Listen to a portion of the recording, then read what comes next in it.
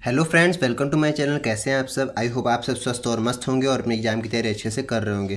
तो फ्रेंड्स, आज की जो हमारी वीडियो का टॉपिक है वो है विद्युत चुंबकीय तरंग व यांत्रिक तरंग में अंतर। ठीक है, यानी कि डिफरेंस आपका पूछा था मैक्सिमम 5 नंबर में। ठीक है, तो इसको अच्छी तरीके से समझेंगे और इसको अच्छी तरीके से आप नोट करके रख लीजिएगा। इसको बिल्कुल अच्छी तरीके से आपको तैयार करके जाना है। ये आपका 5 नंबर में टॉपिक पूछा था। ठीक है, कि आपका विद्युत चुंबकीय तरंग और यांत्रिक तरंग में क्या डिफरेंस है, दोनों में आपको डिस्टिंग्विश करना पड़ता है। ठीक है, यानी कि अंतर निकालना पड़ता है आपको। क्या क्या अंतर है यार, इसको हम लोग समझेंगे। ठीक है, एक तरफ मैंने लिखा हुआ है विद्युत चुंबकीय तरंग, दूसरी तरफ लिखा है मैंने यांत्रिक तरंग। पहले विद्युत चुंबकीय तरंग के बारे में पढ़ेंगे, फिर यांत्रिक तरंग को देखेंगे। पहला हमारा पॉइंट लिखा है विद्युत चुंबकीय तरंग में ये अनुप्रस्थ तरंग होती है।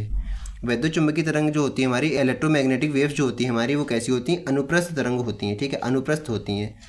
यांत्रिक तरंग कैसी होती हैं? लिखा है ये अनुप्रस्थ और अनुदैर्ध्य दोनों प्रकार की होती हैं। यांत्रिक तरंगें जो होती हैं मैकेनिकल जिसको बोलते हैं। ठीक है, यांत्रिक तरंग यानी कि जिनको हम लोग मैकेनिकल वेव्स बोलते हैं। ठीक है, तो ये कैसी होती हैं? ये अनुप्रस्थ और अनुदैर्ध्य दोनों प्रकार की होती हैं।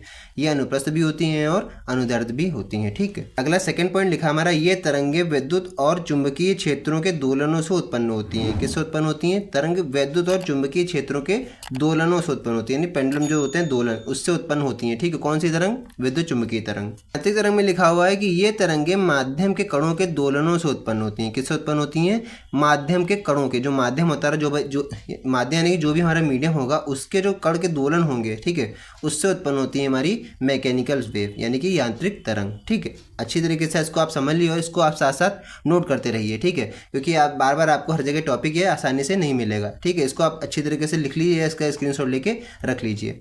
अगला है थर्ड टॉपिक है, इन तरंगों के संचरण के लिए माध्यम की आवश्यकता नहीं होती है। ठीक है, ये जो हमारी वेव्स होती हैं कौन सी, ये जो विद्युत चुंबकीय तरंग होती हैं, इनके लिए हमको माध्यम की आवश्यकता नहीं होती है। ठीक है, कोई भी मतलब मीडियम की इनको नीड नहीं होती, कैसा भी मीडियम हो ये ट्रेवल कर लेती हैं। ठीक है, यांत्रिक तरंग में लिखा हुआ है कि इन तरंगों के संचरण के लिए माध्यम की आवश्यकता होती है। ये जो हमारी वेव्स होती हैं मैकेनिकल वेव्स, इनके लिए हमको माध्यम की आवश्यकता होती है। कोई ना कोई हमको मीडियम चाहिए होता है। अच्छा, क्यों चाहिए होता है मीडियम? देखिए यहाँ सेकंड पॉइंट पे ध्यान दीजिए, लिखा होता है ये तरंगे माध्यम के कणों के दोलनों से उत्पन्न होती हैं, इसलिए हमको माध्यम चाहिए होता है। जो भी हमारा माध्यम होगा उसके कण होंगे, उसी के दोलनों से ये उत्पन्न होती हैं। ठीक है, यांत्रिक तरंगे, इसलिए हमको इसमें माध्यम चाहिए होता है। ठीक, अगला पॉइंट है, इन तरंगों में विद्युत और चुंबकीय क्षेत्र एक दूसरे के लंबवत तथा तरंग संचरण की दिशा के लंबवत दोलन करते हैं।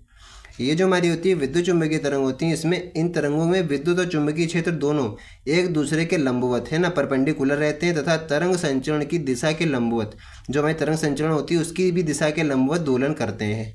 ठीक है, इसमें, ठीक है, किसमें? विद्युत चुंबकीय तरंग में। अब हम लोग पढ़ते हैं यांत्रिक तरंग में। यांत्रिक तरंग में लिखा हुआ कि इन तरंगों के माध्यम के कण तरंग संचरण की दिशा के लंबवत अथवा तरंग संचरण की दिशा में ही दोलन करते हैं।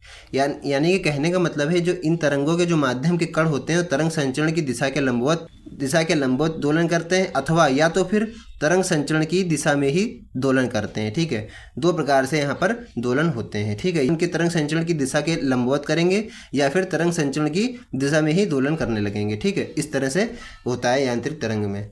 फिर अगला लास्ट पॉइंट लिखा है, इन तरंगों का वेग अत्यधिक 3 × 10⁸ मीटर पर सेकंड होता है। 3 × 10⁸ मीटर पर सेकंड से आपको कुछ याद आएगा, ये किसका वेग होता है? प्रकाश का वेग होता है हमारा। ठीक है, तो ये किसके बराबर होता है? तरंगों का वेग मैक्सिमम यही होता है। विद्युत चुंबकीय जो तरंगें होती हैं इनकी स्पीड कितनी होती है? मैक्सिमम 3 × 10⁸ मीटर पर सेकंड होती है। ठीक है, तो यही इनका अत्यधिक वेग होता है, सबसे मैक्सिमम वेलोसिटी इनकी ये होती है, वेग यानी कि वेलोसिटी। यहाँ पर लिखा है यांत्रिक तरंग में लिखा है कि इन तरंगों का वेग बहुत ही कम होता है। बहुत ही कम होता है, किसको देखते? विद्युत चुंबकीय तरंगों को देखते हुए इनका वेग बहुत ही कम होता है। तो यहाँ पर लिखा हुआ है कि इन तरंगों का वेग बहुत ही कम होता है। ठीक है, फॉर एग्जाम्पल ध्वनि वेग 0 डिग्री सेल्सियस पर 332 मीटर पर सेकंड होती है। ध्वनि का वेग जो है वो 0 डिग्री सेल्सियस पर कितना होता है? 332 मीटर पर सेकंड होता है, बहुत ही कम है, जो कि इसको देखने में बहुत ही कम है। यहाँ पर लिखा है 3 × 10⁸ मीटर पर सेकंड, यहाँ पर केवल 332 मीटर पर सेकंड, वो भी किस पर? 0 डिग्री सेल्सियस पर। ठीक है, तो ये इंपॉर्टेंट 5 टॉपिक थे। आई होप आपको अच्छी तरीके से समझ में आ गए होंगे और इसका आप अच्छी तरीके से स्क्रीनशॉट लेके रख लीजिए। ठीक है, क्योंकि एक ऐसा टॉपिक है ये आपसे पूछा सकता है, विद्युत चुंबकीय तरंग और यांत्रिक तरंग में उनके पास होता है, ये टॉपिक आपको दे सकते हैं, मैक्सिमम 5 नंबर में ये टॉपिक आता है। तो आई होप आपको अच्छी तरीके से समझ में आ गया होगा। चैनल पर नए एक बार तो चैनल को सब्सक्राइब कर लीजिएगा, मैं इस तरह की इंपॉर्टेंट वीडियो इस चैनल पर डालता रहता हूँ। वीडियो अच्छी लगी तो वीडियो को लाइक कीजिएगा और इसको अपने फ्रेंड सर्किल में भी शेयर कीजिएगा, ताकि आपके फ्रेंड्स की भी हेल्प हो सके। तो फ्रेंड्स, बस आज की वीडियो में इतना ही, मिलते हैं नेक्स्ट वीडियो में, तब तक के लिए जय हिंद।